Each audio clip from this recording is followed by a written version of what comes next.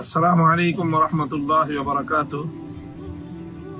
দীর্ঘ দশকের পর দশক জুড়ে মজলুম রাষ্ট্র ফিলিস্তিনের গাজা উপত্যকা সহ ফিলিস্তিনবাসীদের উপর বর্বর ইসরায়েলের গণহত্যা পরিচালিত হয়ে আসছে।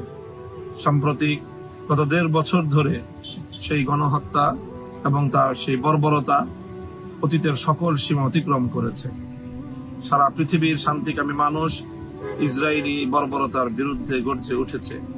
বাংলাদেশ থেকে আমরা দলমত নির্বিশেষে সকলে একযোগে ইসরায়েলের এই বর্বরতার বিরুদ্ধে গাজাবাসীর এবং ফিলিস্তিনের মুক্তির লক্ষ্যে আমরা একটি জোরালো আওয়াজ তুলতে চাই।